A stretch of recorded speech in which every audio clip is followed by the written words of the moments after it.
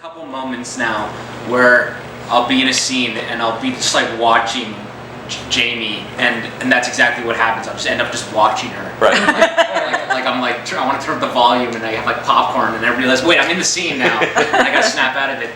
But it's just like when you see the sets, and we're in the tar house, and they have these drapes that just kind of hang from the ceiling, and Jamie's kind of slithering through the, she kind of like moves like a snake. She kind of goes through the drapes, and she's giving me these lines, and I'm just like, I'm watching the show right now. Right. And you're in it. There's no need no need to suspend your disbelief in any respect. You're living as these characters. We heard about the bathtub having to be cleaned, the tub having to be cleaned out and scrubbed out all the time. Yeah. Yeah. Well, I don't know if I want to give this away, but I won't. But I'll just say this much. There is a scene where that tub gets really dirty, and it gets really gross and like murky black. And there was a dude whose job was just shovel like poo into the, and they were like, more poo. He's just shoveling it in, mixing it up to get it this murky color. So I'm sure they had to do a lot of cleaning after we shot that scene. Which we shot at 3 a.m, shooting bad scenes with the parents. It's always good. How much have you enjoyed Alak's expanded role during this season? I like it a lot because I get to play more, right? So it's we're kids playing, and when they tell me, it's like I grew up in Montreal, Canada, so we play hockey all the time, and it's like the coach saying, "Get in there!" Obviously I love it. I'm having a blast. It's awesome. The more they use me, the better for me, I guess. It's great. We were talking to Grant earlier, and he basically gave us the whole rundown on everybody's characters. But let's talk about yours specifically. What's the journey that Alak's on this season? Well, I've put it this way before, and I'll say it again. If season 1 for Alak was him learning how to be human, it was him. It was an example of like an alien kid being like completely assimilated by human culture. And he was almost like a mirror to what he thinks humans are like, and him, trying to be obsessed with old Earth music and just fascinated by that kind of stuff. Season 2 is him embracing the Castleton side. Cool. It's him putting on daddy's shoes when he's not around, because Datak is now in prison for killing Colonel Marsh. It was Colonel Marsh with the letter opener. It might have been this office actually where I'm sitting right now. So he's got to fill his Castleton father's shoes, and he's got a crew full of big tough alien gangsters that are now listening to him and answering to him, and so power has been thrusted upon him, and he's forced to rise to the occasion. And I guess we see even in the first episode we start getting a hint that maybe he doesn't have as much power as he thinks he does, and maybe it's just as always his mother kind of pulling the strings, and it's so funny. Castletons have this obsession with shame. This so much pride to a fault where it clouds their judgment, and they're so worried about looking like being shamed. It just takes over their whole life, and so as per usual, Alak is just being manipulated by other people, and it's something that this character can't get away from. He just wants people to take him seriously, but it seems like no matter what he does, he's always got these larger-than-life parents who seem to do the dirty work for him. Mom. Yeah. Mom, you That's a funny line in season 1. I mean, I'll just ruin it right now, but I say, "Mom, did you have Skeever beaten up?" Like, it's just like such a a candid type sentence that I just kind of throw away. But it's like, this is the life we live, where Mom gets people beaten up, and then she tells me it's all going to be all right as she brushes my hair in the back. Would you say that Alak is consciously trying to be a different type of leader than his father? Definitely. I mean, I don't think Alak wants to follow in his father's footsteps. He ultimately wants to do his own thing. He wants to do his own thing and be accepted by his parents for it, which I think is something that all kids can relate to. And they want to pave their own way. He doesn't want to follow in his father's footsteps, but he wants his respect. And it's something that he struggles with all the time. So I don't think he wants to be in control of this crime syndicate at all, but he figures, all right, I got to show them that I could handle it if I have to. But ultimately, he just wants to, I think he wants to like own a nightclub or something like that and just DJ, I think he has a line in season 1 where he goes, how about you tell my mom and I spin the Austin tunes? Which just is a great reflection of who he is, It's funny, all these characters, like Nolan's characters and Julie, there's always something going on. They gotta save the town, where Alak is just like, look, I don't care what's gonna happen, there's still gonna be music, right? You're still gonna need to listen to a song every once again, so let me just take care of that and you guys worry about all this stuff. And in season 2, he's actually forced to get in it, and now he's in the middle of all this stuff going on, and it's stressful. It's stressful. It's turning his hair white. How long? I'm sure you've been asked this question a million times, but how long does it take to get all the makeup on? Have they gotten pretty quick at it now? Every day it seems like it takes longer.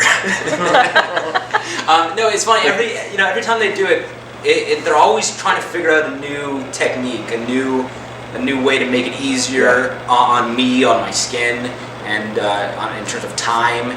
And so we're always trying to figure out what works and what doesn't work. So every day it's a new challenge. But it takes. By the time I get the makeup done, the hair and the eyes and the costume, and it's usually around 2.5 hours. But every now and again there'll be days where I'm in the tub, and and they might paint my hands white and my face white on days where I'm wearing clothes, but when I'm not, it's them just airbrushing all of the parts. Which it's funny because I never thought that a day in my life would be going into a trailer butt naked with Jamie Murray and Tony Curran, and we're just in a room naked together as people just are painting our bodies, and we're just shooting the shit, shooting the stacco, as they say. We're just as though it's just another day in the office. I think we've seen so much of each other now. There's a lot of secrets that we have from one another. I tell Tony, hey, you might want to get that mole checked out over there. It's funny when we shoot these bath scenes.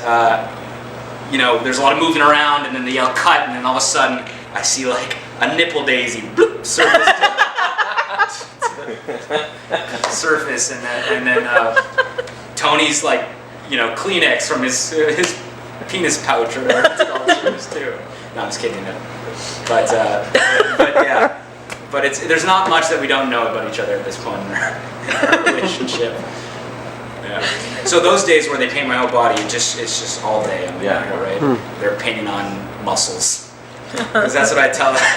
I tell Colin Penman, our makeup guy. I was like, oh, can you give me like some cool muscles? I'm so concerned about it. You're gonna give me muscles, right? Like, make sure you get the muscles in, right? He's like, yeah. I'll give you some shading, all right? I'm like, cool. And then I said to him, can you maybe give me like a new muscle? Like an alien muscle that what does that muscle do? Like, we've never seen this muscle. He said no. Potentially I keep on trying to pitch it. That could potentially get X-rated depending on where the muscle is. Yeah, I don't know. Maybe like it's like a back muscle. Oh. Or like some weird. I've been trying to pitch that since day one. That and power laces. I've been trying to pitch since day one. Power laces. But power laces, right? It's the future. No one who wants to bend down and tie their shoes. Right? Certainly not a cast within. I mean, they just want to be able to have I know. It's funny how, we are in our show, the future, it's like how some technology is just skyrocketing, like it's so advanced, but then other technology, we've gone back so many years. Like there's no paper doesn't get printed anymore in the future, so we don't have like stationery or letterhead or anything like that. So and another thing is which I learned personally is underwear. So I like it how we have the Dodge Durango in the future, but I'm still wearing these diaper like loin cloths every day that I get cyberbullied on the internet for. So yeah, it's there's cash. Where do you go after loincloth? Yeah. I wrestled with them this season. They tried to get me into another sort of loincloth, and I was just like, what, we don't have boxer briefs? It's the future. But yeah.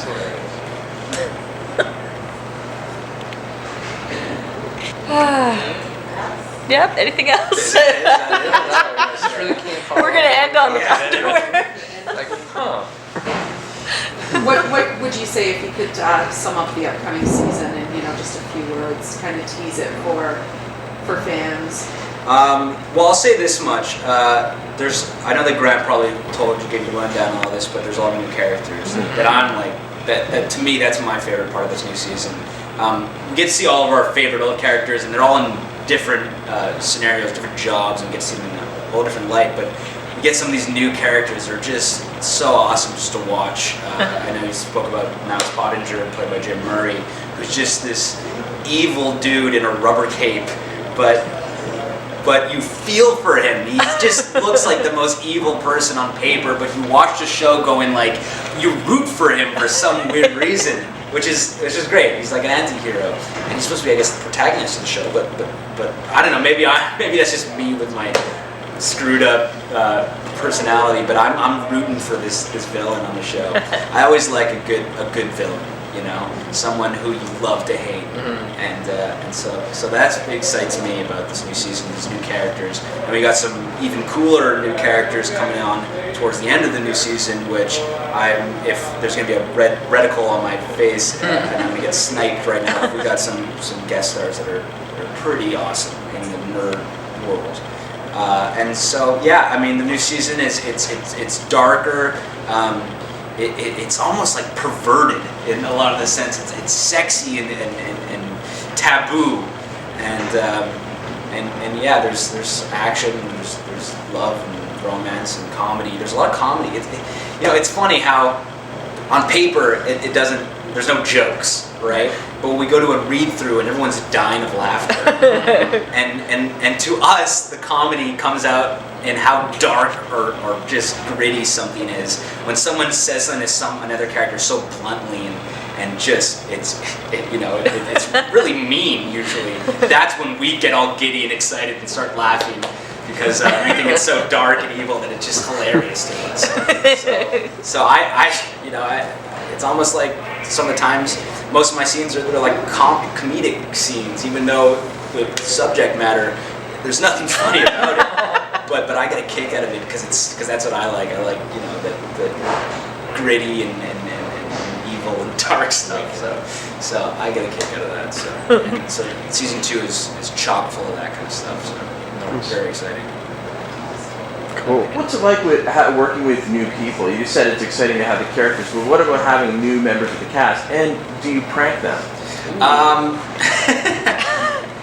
It's fun. There's no per se like a prank, Okay. but there's general hazing for sure. Excellent. Well, two of the main characters are James Murray and Anna Hopkins. Yeah. Anna Hopkins is an old friend of mine from Montreal. Okay. So to me, it's like an old friend of mine is joining our family. It's great. So Anna and I go way back. And Jim, when he came to Canada, I think I was the first cast member to meet him, and I guess we just kind of got along, and it's one of those relationships where we bicker. It's like I don't want to say we're an old married couple. He's gonna be like, you said what in the interview? You said we were an old married couple. So yeah, I just impersonate him all the time. I don't sound like bloody Michael Caine. That's when he gets all clawy. That's my. That's how we prank each other. It's just we make fun of each other, and he impersonates me, and I impersonate him. For some reason, when he does me, I sound like John Wayne. Well, howdy there, I'm Jesse Rath, and I'm sure. So we have a lot of fun hazing each other in that sense, and especially with Tony. Everywhere we go with Tony, with his accent, people just adopt his accent. You know, when he meets someone, he goes, "Hi, I'm Tony Curran," you know, and they go, "Oh, nice to meet you." And then he's going like, "What the hell's going on?" Everywhere I go, people just like make fun of me, like they just do his accent, and he's very contagious like that. And so that's where we get a lot of our fun in terms of the pranks. It's just us kind of ripping on each other every second, really. Yeah, it's funny. Like today, this is one of the rare occasions where I'm like walking around set not in white makeup. And I don't realize anything because everyone else still looks the same, but I don't realize that I'm like this foreign person on the show, like no one's seen before, and I'm saying hi to people, and they're walking by me, and I'm like, "Hey, Andy, how's it going?" I go, "Hey," and then he gets like 10 feet away, and he goes, "Oh shoot, Jesse!" Oh my god! And it's funny to me because none of them see me without the white makeup. You know, I get out of the car, I go into makeup, and then I'm the white guy all day long. And then at the end of the day, I take it off and I go right back into the car. So most of the people here, they only know me as the pink-eyed, white-haired dude. And I walk around at the wrap party and I'm handing out hors d'oeuvres, you know. And they have to check my name to see if I'm on the list and that kind of stuff. So. You feel like you're being pigeonholed? Yeah, no, you think it's gonna hold you back from getting roles? We don't recognize you from anything. I like. It's kind of like wearing a mask. So right. Yeah. Let's put it this way: when I found out that Jamie Murray and Tony Curran were playing my parents, the two palest nineties out there, one of which is ginger with freckles and all this stuff, I was like, all right, I'm not getting this role. I kind of put it aside, and then when I found out that I did get the role, I figured, wow, there's gonna be a lot of makeup. They're just lathering it on me, just painting me every day.